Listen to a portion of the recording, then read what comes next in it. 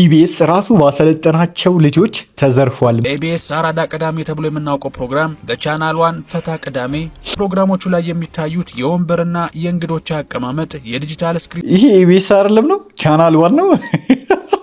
ኢቢኤስ እኮ ነው የሚመስለው ሙሉ በሙሉ ማለት ነው። ዳዱ ሲትኮም ድራማ በስንቱ ወደ ቻናል ዋን መዛወሩ ነው። ስንቱ ድራማ ወደ አዲሱ ጣቢያ የተዘዋወረው በከፍተኛ ክፍያ መሆኑም በጃኒ በጣም ትቀናለች ጌታ በጃኒ ባይዘው ሁሉም ነው የሚቀኑት። ነዳጅ 1 ሊትር ለምን 1 ሚሊዮን ብር አይገባም? እኔ ምን አገባኝ? መኪና የለኝ ምስት የለኝ። የሚያስጨንቅ ነገር አለ። አንተ የሚያስጨንቅ በተዋት ተነስ የማይናገር የማይጋገር ከዋ መቀጥቀጥ መንግስት ለመሰረተ ልማት ሁሉ የዘረጋቸውን ፖሊስ መደብደብ ብሎኬት በተሳ ልጆች እየሞቱ ነው። እሱ ግን ምን አለ? ልጅ የወለድኩ ማግስት ቴሌቪዥን ከሳሎን ያነሳው እስቲል ደግሞ ልጆቻችንን አሁንም ቢሆን እሸቱ አይደለም የሚያሳድግልን። ሰላም ጋይስ እንዴት ናችሁ? ልኛ ማን ሁሉ ሰላም ሁሉ ተማም ሁሉ ፒስ ነው። ዛሬም እንደተለመደው በሌላ ትሬንዲንግ እና ወቅታዊ በሆነ ቪዲዮ ተመልሰን መተናል። እንግዲህ ያው ሰሞኑን አነጋጋሪ የሆኑ ቪዲዮዎች በጣም ብዙ ነበሩ። በዚህ ቪዲዮ ላይ በጣም የሰሞኑ አነጋጋሪ ቪዲዮዎች ጠቅላላ ተይዞላችኋል ማለት ነው። ቪዲዮውን እስከ መጨረሻው ማየታችሁ እንዳትረሱ። ምንም ወሬ ሳናበዛ ቀጥታ ወደ ቪዲዮ እንሄዳለን። ኢቢኤስ ጋር ያለው ከፍተኛ መመሳሰል ጣቢያው የራሱን የተለየ መለያ ከመፍጠር ይልቅ ነባሩን የኢቢኤስን ፈለግ መከተል እንደመረጠ አመላካች ሆኗል። ሌላው ቀርቶ የፕሮግራሞቹ ስያሜ ራሱ አልሸሹም ዞር አሉ እንዲሉ በኢቢኤስ አራዳ ቅዳሜ ተብሎ የምናውቀው ፕሮግራም በቻናል ዋን ፈታ ቅዳሜ፣ በኢቢኤስ ቴሌቪዥን የምናውቀው እሁድን በኢቢኤስ በቻናል ዋንም እሁድን አንድ ላይ የሚሉ ተቀራራቢ ይዘት ያላቸው ፕሮግራሞችም ቀርበዋል። በተጨማሪም የኢቢኤሱ የቃጠሎ ፍልሚያ ዝግጅት በቻናል ዋን በኩል በላተኞቹ በሚል ስያሜ ከአቀራረብ መመሳሰል ጋር እየቀረበ ይገኛል። እንዳለ ዝርፍ ነው ያደረጓቸው ማለት ነው። እኔ ቲቪ ካየው በጣም ቆይቻለሁ። እውነት ጋይስ ቻናል ዋንንም ኢቢኤስንም ካየው በጣም ቆይቻለሁ። እኔ አይቼ አላቅም እነዚህ ፕሮግራሞቹን። አሁን የቻናል ዋንን የኢቢኤስን ድሮ ላይ ስለማውቃቸው ነው እንጂ አሁን ላይ ቲቪ አይቼ አላቅም። ይህ መመሳሰል እስከ ባለሙያዎቹ አጠቃላይ የአቀራረብ ዘይቤና የፋሽን ምርጫ ድረስ የሚዘልቅ ሲሆን ይህም ጣቢያው የነባር ስኬታማ አሰራሮችን ፈለግ መከተሉን ያሳያል። በፕሮግራሞቹ ላይ የሚታዩት የወንበርና የእንግዶች አቀማመጥ የዲጂታል ስክሪኖች አጠቃቀም ብቻ ሳይሆን አቀማመጥ ይሄ ኢቢኤስ አይደለም ነው ቻናል ዋን ነው። ኢቢኤስ እኮ ነው የሚመስለው ሙሉ በሙሉ ማለት ነው። ይመቻቸው። የዲጂታል ስክሪኖች አጠቃቀም ብቻ ሳይሆን የፕሮግራሞቹ ስያሜ ሳይቀር የምር ኢቢኤስ እኮ ነው የሚመስለው። ያው እውነት ቻናል ዋን እስኪ ይመቻቸው። እኛን እስካዝናኑ ድረስ ችግር የለውም ግን ሙሉ በሙሉ ኮፒ ነው ያደረጉት ማለት ይቻላል። ያው ከጋዜጠኞቹ ጀምሮ በቃ ኢቢኤስ ተወዳጅ እንደሆነ ስለሚታወቅ ሙሉ በሙሉ ኢቢኤስን ኮፒ ለማድረግ ነው የታሰበው። ሙሉ በሙሉ እንግዲህ ጋዜጠኞቹም እዚህ ላይ አሉበት አይደለ? ማለቴ እነ ናፍቆት ምናምን ቻናል ዋን ባለቤትም ጭምር መሰሉኝ። ናፍቆትና ማን ስሟ ወይኔ ስሟ ጠፋብኝ። እቺኛዋ ልጅ ማለት ነው። ከኢቢኤስ ጋር በእጅጉ መቀራረባቸው ኢቢኤስ ራሱ ባሰለጠናቸው ልጆቹ ተዘርፏል የሚል አስተያየት እንዲሰጥም አድርጓል። ይሄ ያስብላል። ኢቢኤስ ራሱ ባሰለጠናቸው ልጆች ተዘርፏል የሚለው ነገር በደንብ የሚያስኬድ ይመስለኛል። በደንብ ማለት ነው። የቻናል ዋንና የኢቢኤስ የፕሮግራም ኩረጃ መች በዚያ በቃና እንደው ለናሙና ቆየት ያሉ ተወዳጅ የሙዚቃ ክሊፖችን መልሶ መስራት በኢቢኤስ የመዝናኛ ፕሮግራም ላይ የሚወደድና የተለመደ ይዘት ሆኖ ሳለ ቻናል ዋን ይህንኑ አሰራር በደፈናው መድገሙ ጣቢያው የራሱን አዲስና የተለየ ፈጠራ አቅጣጫ መቼ ይዚሆን የሚል ጥያቄ በተመልካች ዘንድ እንዲነሳ ምክንያት ሆኗል። ሌላኛው የይዘት መመሳሰል የሚታየው በኢቢኤስ የመዝናኛ ፕሮግራሞች በተለይም በእሁድን በኢቢኤስ ሲታወቁ የነበሩትና ተወዳጅነትን ያተረፉት የድራማ ስራዎች በቻናል ዋንም በተመሳሳይ መልኩ መቅረባቸው ነው። ቀደም ራሳቸው ጋዜጠኞቹ ስለሆኑ ከኢቢኤስ ጋር እያሉ በጣም ተወዳጅ ነበሩ። በእነሱ አቀራረብ የተነሳ እንግዲህ በደንብ ኢቢኤስ ሲወደድ ነበረ። ስለዚህ ያንን ነገር ቻናል ዋን ላይ ለመድገም ነው ያሰቡት። አብዛኛውን ጊዜ እንግዲህ ይህን ነገር አባይ ቲቪም ሞክሩታል። በነ መቅዲም ገብቷቸዋል። ሌሎች ጋዜጠኞችንም በመውሰድ እነ ራኬብንም ምናምን ወስዶ እንግዲህ ይህን ነገር እየሞከሩት ነው ያሉትኝና ለምን ኢቢኤስ ኢትዮጵያ ውስጥ ለእኔ አብሶ በጣም ቁጥር 1 የሆነ የቴሌቪዥን ቻናል ነው። በጣም ተወዳጅ የሆነ አቀራረባቸው ከድሮም ጀምሮ ገብቷቸዋል። በጣም መዝናኛ ላይ ትኩረት ያደረገ ስለሆነ ፕሮግራማቸው የሚያቀርቡበት መንገድ ምናምን ከሌሎች የቲቪ ፕሮግራሞች የቲቪ ቻናሎች የተለየና ተወዳጅ ያደርጓልና ከሱ መኮረጃቸው ያን ያህል ክፋት አለው ብዬ አላስብም። ግን ለኢቢኤስ አሁን ላይ በጣም ይጎዳዋል ብዬ ማስበው ነገር ምንድነው? በቃ ጋዜጠኞችን እንደዚህ በጣም ኢቢኤስ ላይ የሚወደዱ ተወዳጅ የሆኑ ጋዜጠኞች ናቸው አሁን ቻናል ዋን ላይ ደግሞ እየሰሩ ያሉት። ከዚህ በፊት አባይ ቲቪ ብዙም እያወጣው አይደለም። ገብቷቸዋል። ሙሉ በሙሉ ነገሩን ወርሰውት እያመጡት አይደለምና አሁን ቻናል ዋን ግን ከዚህ በፊት እንግዲህ አባይ ቲቪ ነገር ሲተገብረው በነ መቅዲም ምናምን ሲተገብረው ሙሉ በሙሉ የሆነ የስቱዲዮ ምናምን ቢያንስ የራሱ ብራንድ ይዞ ነው የመጣው። አባይ ቲቪ ከኢቢኤስ ጋር ምንም የሚመሳሰል ነገር የለውም እና ምንም እንኳን እንደዛ ቢያደርግ ራሱ እንደታሰበው የኢቢኤስን ያክል ፍጠር አልቻለም። ምንም እንኳን ያው አሁንም እየተፎካከረ ነው ያለው። በጣም ብዙ ተወዳጅ የሆኑ ፕሮግራሞችም አሉት አባይ ቲቪ። እንደምናየው ከሆነ ግን ቻናል ዋን ይዞት የመጣው ስትራቴጂ በጣም ከባድ ነው። ሙሉ በሙሉ እንዳለ ለምን ኮፒ አናደርገውም? ጋዜጠኞቹ በእጃችን ናቸው። የሚወደዱት ጋዜጠኞች በእጃችን ናቸው። ሁሉም ነገር አለን። ስለዚህ ሙሉን ነገር ኮፒ ብናደርገው እዛ መሰሩት የነበረውን ስራ ቻናል ዋን ላይ መታችሁ መስራት ትችላላችሁ። የስም ለውጥ ብቻ እንዳለ ነው የሚሰማኝ እንግዲህና በደንብ በተሻለ መልኩ ተወዳጅ ማድረግ እንችላለን። ከዛ ደግሞ የወረሱት ልምድ አለ። የኢቢኤስን ውስጥ አዋቂ ናቸው። ገብቷቸዋል። ከካሜራ ጀርባ እንዴት ፕሮግራሙ እንደሚዘጋጅ ምናምን ብዙ ነገር ተምረው ነው የወጡትኝ እነ ናፍቆት ብዬ አስባለሁ። እና በዛ መሰረት እንግዲህ ኢቢኤስን እያጠቁት ነው ብዬ ነው ማስበው ሲል በኢቢኤስ ቴሌቪዥን በአስፋውና በራኬብ መካከል ይደረጉ የነበሩ አይነት አጫጭር አስቂኝ ጭውውቶች አሁንም በቻናል ዋን አዘጋጆች ዘንድ እየታዩ ይገኛሉ። ተመልካቾች ጋዜጠኞቹ የተለያዩ ገጸ ባህሪያትን ተላብሰው ድራማ ሲሰሩ ሲመለከቱ አቀራረቡ ነባሩን የኢቢኤስን ዘይቤ እንደሚከተል ገልጸዋል። በተጨማሪም ሜካፕና አልባሳትን በመጠቀም ማንነትን በመቀየር የሚሰሩ የፕራንክ ዝግጅቶች በኢቢኤስ ለዓመታት ሲሰራባቸው የቆዩ መሆናቸው ይታወቃል። ይባስ ብሎም ራኬብ አለማየሁ አስፋው መሸሻን በመምሰል ራሱን ያስደመመችበት ይህ ቪዲዮ እንዴት ይረሳል? ቻናል ዋንም ይህንኑ የአቀራረብ ስልት ይዞ መምጣቱ ጣቢያው የራሱን አዲስ ፈጠራ እንዲያሳይ የሚጠይቁ የተመልካች አስተያየቶች እንዲበረቱ አድርጓል። ከአጠቃላይ የጭውውቶቹ ይዘት ባሻገር በፕሮግራሞቹ የሚታዩ አጫጭር ቀልዶችና የጋዜጠኞቹ የጨዋታ ስልቶች ከቀድሞ ተቋም የነበራቸውን ልምድና አሰራር የሚያንጸባርቁ ሆነው ተገኝተዋል። አሁንም ቢሆን ጉዱ ገና ነው። በኢቢኤስ ዙረት በሚል ስያሜ የሚታወቀውና የመዝናኛ ስራዎችን የሚቃኘው ዝግጅት በቻናል ዋን ላይ አንድ ቦታ በሚል ተመሳሳይ ይዘትና አቀራረብ ቀርቧል። ከዚህም ባለፈ ጋዜጠኞች ወደ ተለያዩ ሆቴሎችና ሬስቶራንቶች በመግባት አብሮ ምግብ የማዘጋጀትና የማስተዋወቅ ዝግጅትም በአዲሱ ጣቢያ ላይ በተመሳሳይ መልኩ ተደግሟል። በተለይም በኢቢኤስ ለዓመታት የሳምንቱ መጨረሻ ደማቅ ዝግጅት የነበረው ቅዳሜን ከሰዓት የመዝናኛ ፕሮግራም በቻናል ዋን ላይ ቅዳሜኛ በሚል ተቀራራቢ ስያሜ እና አቀራረብ መቅረቡ ጣቢያው የነባር ስኬታማ አሰራሮችን ማለትም የኢቢኤስን ፈለግ መከተሉን ያሳያል ተብሏል። በዚህ መሃል ጉዳዩን ይበልጥ ትኩረት እንዲያገኝ ያደረገው ደግሞ ለ3 ዓመታት በኢቢኤስ ቴሌቪዥን ሲተላለፍ የነበረው ተወዳጁ ሲትኮም ድራማ በስንቱ ወደ ቻናል ዋን መዛወሩ ነው። በጣም አስገራሚ ነው። ይሄ አስገራሚ ነው ማለት እንዴ! ሙሉ በሙሉ በቃ ኢቢኤስ ሆነ እኮ ቻናል ዋን የሚለው ነገር ኢቢኤስ ሆነ ማለት ነው ሙሉ በሙሉ በቃ። ሪኮም ፕሮዳክሽን የሚዘጋጀው ይህ ድራማ ከመጪው የፋሲካ በዓል ጀምሮ በቻናል ዋን ላይ ስርጭቱ እንደሚጀምር በይፋ ተረጋግጧል። በስንቱ ድራማ ወደ አዲሱ ጣቢያ የተዘዋወረው በከፍተኛ ክፍያ መሆኑም ጉዳዩን መነጋገሪያ አድርጎታል። ከኢትዮፒካ ሊንክ እንደተሰማው መረጃ ቻናል ዋን እና አብሪኮም መልቲሚዲያ ለድራማው ስርጭት የስምምነት ፊርማ አድርገዋል። በስምምነቱ መሰረት የቴሌቪዥን ጣቢያው ለአንድ የድራማ ክፍል የሚከፍለው ክፍያ እንደተጠበቀ ሆኖ በዩቲዩብ ላይ የማስተላለፍ መብቱን ሙሉ ለሙሉ ለድራማው አዘጋጆች ለአብሪኮም ሰጥቷል። ድራማው በኢቢኤስ ላይ በነበረበት ወቅት ጣቢያው ለአንድ ክፍል 245 ሺህ ብር ገደማ ይከፍል እንደነበር የስምምነት ሰነዶች የሚያሳዩ ሲሆን አዲሱ የቻናል ዋን ስምምነት ግን የዩቲዩብ ገቢን ጨምሮ ከዚህ የተሻለ ጥቅም ይዞ የቀረበ መሆኑ ተነግሯል። ይህ አዲስ ስምምነትና የድራማ ዝውውር ከተመልካቾች ዘንድ የተለያዩ አስተያየቶችን እያሰጠ ይገኛል። ቻናል ዋን የራሱን አዳዲስና ለየት ያሉ የፈጠራ ስራዎችን ይዞ አለመምጣቱ ሳያንስ በኢቢኤስና በበስንቱ አዘጋጆች መካከል የተፈጠረውን አለመግባባት ተጠቅመው የኢቢኤስ ሌላኛው ቀለም የነበረውን በስንቱን በአዲሱ ጣቢያቸው ለማቅረብ መስማማታቸው በተመልካች ዘንድ ቻናል ዋንን ትልቅ የሞራል ጥያቄ ውስጥ ከቶታል። አሁን የበስንቱ ራሱ ወደ ቻናል ዋን መምጣት በጣም ትልቅ ተጽዕኖ ይፈጥራል ብዬ ነው ማስበው። እኔ ራሱ በጣም ማየት የምፈልገው በጣም የምወደው ሲትኮም ነው በስንቱ ማለት ነውና ግዴታ እኔ ራሱ ቻናል ዋንን ልከፍት እችላለሁ ማለት ነው። በስንቱን ብቻ ለማየት ብዬ ማለት በደንብ የቴሌቪዥን ቻናሉን በደንብ ነው ፕሮሞት የሚያደርግላቸው። በጣም ትልቅ ነገር ነው ይሄ የሰሩት ስራ። በጣም ትልቅ ጌም ነው እየተጫወቱ ያሉት። በስንቱ ድራማ ዛሬ ለደረሰበት ታላቅ እውቅና መሰረቱ የኢቢኤስ ባለቤት አቶ አማን እንደነበሩም ከሰሞኑ አንዳንድ ምስክሮች ቃላቸውን ሰጥተዋል። የአብሪኮም መልቲሚዲያ ባለቤትና የድራማው አዘጋጅ አብርሃም ገዛኝ ይህንኑ የጥበብ ስራ ለኢቢኤስ እንዲያቀርብ ቀድሞ የጋበዙትና እድሉን የሰጡት ራሳቸው አቶ አማን ነበሩ።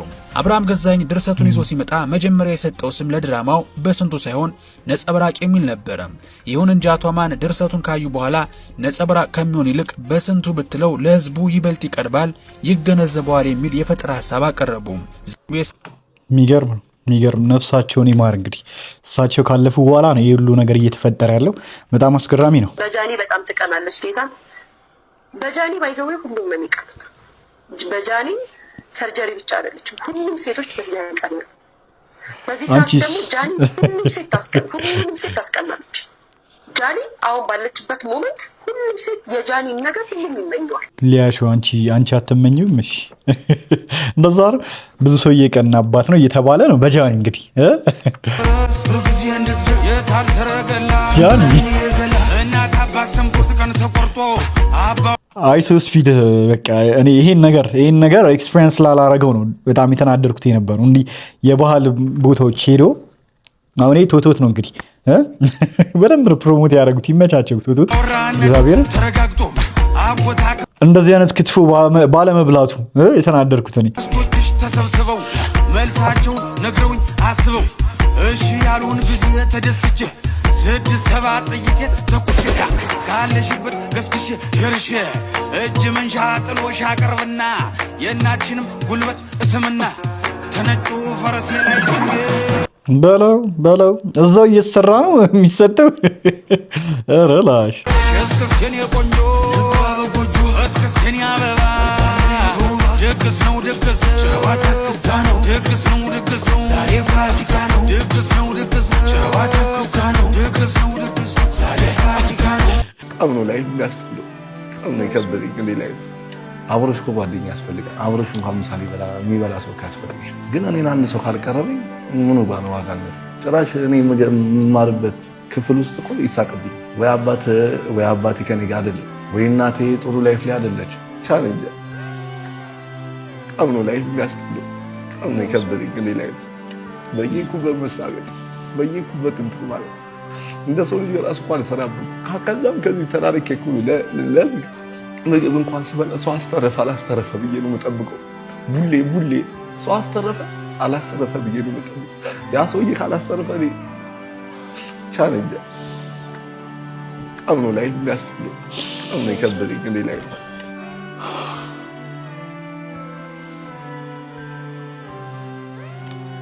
በጣም ከባድ ነው ያለበት ሁኔታ ታውቃላችሁ። በጣም ነው የሚያሳዝነው። በፈጣሪ ስም ለዚህ ነው የ100 ብር ቻሌንጅ መጀመር ይላል። እውነት ነው ከቻላችሁ ጀምሩለት። የ100 ብር ቻሌንጅም ቢሆን በሌላም መንገድ ይህን ሰውዬ መርዳት የምትችሉ ሰዎች ብታግዙት ፕሊስ፣ በእናታችሁ እውነት። እንደምታዩት ነው እንግዲህ ላይፍ በጣም ምርርን ያለኝ እያለን ያለውና በጣም ነው የሚያሳዝነው። በስራም በአካባቢው ላይ በማህበረሰብ ውስጥም የሚደርስበት አድሉና መገለልም እየተናገረ ነው ያለውና በጣም ነው የሚያሳዝነው። በእውነት በጣም ነው ልብ የሚነካው። እውነት ሰው አስተረፈ አላስተረፈ እያልኩ ነው ለምበላው ነገር እንኳን እያለን ያለውና ፕሊስ ማገዝ የምትችሉ መርዳት የምትችሉ ሰዎች አግዙት እባካችሁ። ነዳጅ 1 ሊትር ለምን 1 ሚሊዮን ብር አይገባም? እኔ ምን አገባኝ? መኪና የለኝ፣ ምስት የለኝ፣ ድስት የለኝ፣ ምን አስጨነቀ?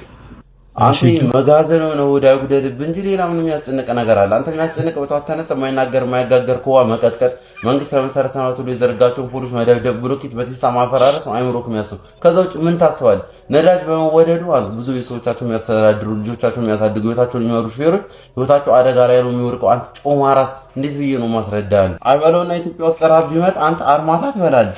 አርማታ ማለት አንተ ልስልስ ያለ ነው። አንተ አሸዋና ጠጠር በልተህ በ6 ሊትር በረኪና እንደዚህ የምታወራድ ሰው እኮ አንተ ኩስን ፋንደኛ የሚሰጥ ስልክ ታርገበት ክፉ ችግር ታልፈዋል። ክፉ ችግር ታልፈዋል። እውነት ነው የምንጎዳው። የሰው ልጅ የተመጣጠነ ምግብ ሲበላ ያሳሰው አርማቱ ይጨምራል ይባላል። አንተ ግን ምንም ከምን ያጎሰበት አይምሮ ቁጥራሽ ዘቀጠ እንዴ? ገንፎ እንጀራ ትበላለህ፣ ፓስታ በቆጮ ጠቅለህ እንደዚህ ትውጣለህ። 64 እንቁላል በልተህ 16 ሊትር ወተት ትጠጣለህ። በቃ ደነዛ አይምሩ። እኔ አንተ ጨጓራ ከምን እንደተሰራ ብቻ ነው ግራ የሚገባኝ። ወረደበት አረላሽ ኢንፊኒቲ ወዘተረፈ የሆነ ሆርኔ አለ አንተ እንዴ ለማስሞክር እንጂ ሴዶ የኢትዮጵያ ልጆች እየሞቱ ነው። እሱ ግን ምን አለ? ልጅ የወለድኩ ማግስት ቴሌቪዥን ከሳሎን ያነሳው እንዳያይ እንግዲህ የእሱን እንጨት የሚል ፕሮግራም ግን የኢትዮጵያ ልጆች በነፃ ከኮሜዲያን እሸቱ ጋር የተያዘ ቪዲዮዎች ስልኬም ላይ ስላለ አይቻለሁ። ግን ጸብ ውስጥ ገብታችሁ ነገር ነበረ መሰለኝ። ምንድነው ጸባችሁ? አዎ ከ4 ዓመት በፊት ይመስለኛል። እሺ ዌስት ፕላስ ነው እና እንትን ቦሌ ከድናሞ ፊት ለፊት ያለው ሆቴል ቤስት ዌስተርን ነው። አዎ ሆቴል ጋር የዲያስፖራዎች ፕሮግራም አለና እሺ አንድ ወዳጅ ስሙን መጥቀስ ካስፈለገ በጣም ነው የምወደው ቅድም የነገርኩህ ጎበዝ ዳይሬክተር ነው በቲያትር ዳይሬክተር ማለት ነው ይጋብዘኛል እሺ እና እንደዛ አይነት ፕሮግራም አለ ብሎ ራይድ ይዤ እየከነፍኩ መሄድ እሺ ሄድ ለካ ሸቱም ኮሜዲያን ሸቱም እዛ ላይ እንግዳ ነው እሺ እና ዶክተር ወዳጀን ምናምን ትልቅ እንግዶች አሉበት መድረኩ ከዛ ይሄ ዲያስፖራው ደግሞ አለ በቃ ሸቱ አድናቂ ነኝ ያለ ተሰልፏል ሸቱን እያስፈረመ ወንድም ደግሞ ኮራብዬ ምናምን ሰው ሲመጣ ኮራብዬ እኔ እጅንን ማለት ወዳለው ሲፈጥረኝ ማለት እሺ እና ስል ሸቱ ወደኔ መጣና ምናምን ሰላም ሲለኝ አላለልህም ማለት ምንድነው ሲለኝ አይ እንደዚህ ብለሃል መጥቀስ ማልፈልገው ነገር እንትን አድርጓል ምክንያቱም 3 አመት አብረን ተምረናል ከሸቱ ጋር አብራችሁ ተምራችሁ ዩኒቨርሲቲ ላይ አብረን ተምረናል እኔ ሰቃዩ ነኝ እንደውም በዚህ አጋጣሚ ኦኬ ለነሱ ክፍል የሱ ሰቃይ ነኝ በማረግ ከተመረቅነው ሶስቶች ውስጥ አንዱ ነው ኦኬ እና እሱም ጥሩ ነው ላይክ በትምህርቱ ስቱፒድ የምትለው ሰው አይደለም ግን ሂዝ ኖት ጂኒየስ የሚባልም አይደለም መሀል ላይ ያለ ሰው አይደለ ያ እውቅና ድንገት ይመጣል እና እውቅና ሲመጣ እኔ እንትን ነኝ ክሪቲክ ነኝ ከበፊትም ልጆች ላይ የምታደርገው ነገር ኮምፎርት አትሰጠኝም ቢያንስ የልጆች ጉዳይ ቀላል አይደለም በተለይ ሚዲያ ሰው ልጆች ላይ ኢንቨስት ታደርግ ነው ኔክስት ጄኔሬሽን ወይ ማገር የምታድነው ገባ የልጆች ጉዳይ ግን ኢትዮጵያ ውስጥ የተተወ ጉዳይ ነው ገባ ለልጆች ኢቭን ከምሳሌ አባባላችን ጀምሮ ልጅና እንትን ወደ እንትን ምናምን የሚባል ነገር አለ ታውቃለህ ለልጆች ብዙ ቦታ አንሰጥም ልጆች ግን the next generation ስለሆነ ፖሊሲ ሜከሮች ራሱ ልጆች ላይ ነው ብዙ ነገራቸውን ኢንቨስት ማድረግ አለባቸው የትምህርት ስርዓታችን ራሱ ልጆች ላይ ነው ኢንቨስት ማድረግ ያለብን በተለይ early childhood education የሚባለው ፔሪድ አሁን ከ3 እስከ 6 አካባቢ ያለው ሞር ባህራቸውን ለመወሰን ይጠቅማል ይሄ እነዚህ ልጆች በነገርህ ላይ ዛሬ ኢንዶክትሪኔት ያደረጋቸው ነገር ኔክስት አፌክት ያደርጋቸዋል አሁን ኮሜዲያን ሸቱ የሚያቀርባቸው ልጆች ያያቸው እንደዋቂ አክት የሚያደርጉ ላይክ የልጅ ባህሪ የላቸው በመሰረቱ ልጆች ደስ የሚሉ ልጅ ሲሆኑ ነው አይደለ ምን አይ ኮምፕሌክስ ነው ግን በመድኃኒዓለም እንዴ አሁን ለምሳሌ አንተ ልጅ አለ ይለ አቋለው በፊት ላይ አብረን ተመረናል አለ ምናምን ድጋሚ ደግሞ አሁን ወደ ምን እየሄደ ነው ወደ ስራው ደግሞ መጣ ስለሚሰራው ነገር ምንድነው ስላወቀው ምን ይደበስ መጀመሪያ ደረጃ እሸቱ ስለሚሰራው እሸቱ ከዚህ በፊት እንግዲህ አሁን ላይ አቁሞታል መሰለኝ ከዚህ በፊት ይሰራው የነበረው የልጆች ፕሮግራም አለና እሸቱ ለልጆቹ ቲቪውን እንትን ብሏል ምናምን ይሄ ነገር በተደጋጋሚ ሲባል ሰምቼዋለሁ እስኪ እናት ጨርቱ ይልኝ ልጅ አሁን አዋቂ ሲጫወት ነው ወይስ አይ ደስ አይልም ልጅ እንደ ልጅ ሲያርግ ነው አሁን ለምሳሌ እንደ ልጅ ነው ልጅ እንደወለድክ ሆስፒታል ላይ ሰጠዋል ትክክል ልጅ እንደተወለደ አባቴ ቢል ኤግዛክትሊ ምታያቸው ልጆች እንደዚህ ናቸው ስክሪፕትድ የሆነ ነገር አባቱን የሚቆጣ ልጅ አረቄ የምትጠጣ ተመልካች ሞዴል መሆን የማይችሉ ዛሬ እኮ ለትውልዱ እሸቱ ፕሮግራም ላይ በሚሊዮን ለመታየት የተለየ አክት ወይ እናም የሚመክራቸው ይመስለኛል እና ማበረታታት ነው ኢንዳይሬክትሊ እኮ በነገርህ ላይ እኮ የሱ ቪው ለመጨመር የኢትዮጵያ ልጆች እየሞቱ ነው እሱ ግን ምን አለ ልጅ የወለድኩ ማግስት ቴሌቪዥን ከሳሎን ያነሳው እንዳያይ እንግዲህ የሱን እንጨት የሚል ፕሮግራም ግን የኢትዮጵያ ልጆች ይወል በነፃ ዊዛውት ሳንሱር አስበዋል አይደለ ትውልድ ገደላ ማለት ይሄ ነው በነገር ስንት አይነት አቃጣይ ሰው አለ በመድኃኒዓለም በጣም ኮምፕሌክሳም የሆነ ሰውዬ ነው እግዚአብሔርን አንተም ቲቪን እኮ እንትን ማለት እኮ ነው በቃ እንዳያይ እንግዲህ የሱን ቴሌቪዥን ከሳሎን ያነሳው እንዳያይ እንግዲህ እሸቱ ለልጆቹ አስበው ቴሌቪዥን ማየት ለነሱ አይጠቅማቸውም ብሎ ቴሌቪዥኑን ከሳሎኑ ካነሳ ትክክል ነው ብለህ ካሰብክ ያንን ማድረጉ አንተም ማድረግ ትችላለህ አለቀ እሸቱ ዩቲዩብ ስራው ነው ስራውን እየሰራ ያለው ለልጆች ይጠቅማል ብሎ የሚያስበውን ቪዲዮዎች እየሰራ ነው ያለው ምንድነው እዛ ጋር ክፋቱ ምንም አይታየኝም እስቲል ደግሞ ልጆቻችንን አሁንም ቢሆን እሸቱ አይደለም የሚያሳድግልን ለልጆቻችን አይጠቅምም ብለን ካሰብን እሸቱ የሚያስተላልፋቸው ፕሮግራሞች ለልጆቻችን አለማሳየት መብት አለን በግድ እዩ እያለን አይደለም እሸቱ ኮንተንት ክሬተር ነው ሰዎች የሚፈልጉትን ነገር ያውቃል እሸቱ ሰዎች ማየት የሚፈልጉትን ነገር ያውቃል ለሰዎች ደግሞ ይጠቅማል ብሎ ያሰበውን ደግሞ በራሱ አመለካከት ለልጆችም ለህፃናትም ጠቃሚ ነው መዝሙሮች ምናምን ነው ማየው ብዙ ጊዜ እኔ አይደለ ለልጆች ተብሎ የሚሰሩ ፕሮግራሞች ላይ የሰራቸው በጣም ኢንቨስት የተደረገባቸው በደንብ ራሱ የተጃጃለ የሰራቸው ምናምን ቪዲዮዎች አሉና እነሱን ነገሮች ልጆች ቢያዩ በጣም ደስ የሚል ፕሮግራም ነው ብዬ ነው ማስበውና ልጆችን ይገላል ብዬ አላስብም ገብቷችኋል ምናልባት እንደነዛ አይነት ፕሮግራሞች ስለሉሉ ቢሆንስ እሸቱ ልጆቹ እንዳያዩ ከሳሎን ቲቪውን አንስቶ እንትን ያለው። በአጠቃላይ ግን ለማለት የምንፈልገው ነገር ምንድነው እሸቱ ዩቲዩብ ስራው ነው ገብቷችኋል። እና የፈለገውን ነገር ሊያደርግ ይችላል። ይህ ሰውዬ በኮምፕሌክስ ነው እንጂ የሚያወራው የሆነ ወይ ትክክል ሆኖ ወይ ለማህበረሰብ ተቆርቁሮ ወይ ለልጆች ተቆርቁሮ እንዳልሆነ ያስታውቃል። ገብቷችኋል። አውቀው ነበረ እኔ ሌሎቹ ሲያስፈርሙት ምናምን ቀንቷል። በቃ ማን ስለሆነ ነው እኔ ስለማውቀው ምናምን አይነት ስታፍ ነውና በፊት የምታውቁት ሰው አስባችሁታል።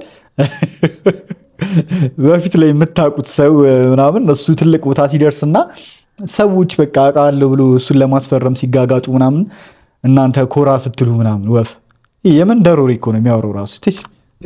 የዶሮ አር ምንድን ነው ስሙ? ኩስ ዲ ያያስ ፋንድያ የላም እበት። እሺ የካናዳ እንትን ፕሬዚዳንት ማን ይባላል? የካናዳ ጠቅላይ ሚኒስትር አላውቅም። ካናዳ ጠቅላይ ሚኒስትር አላውቃቸው። አራሩን ነው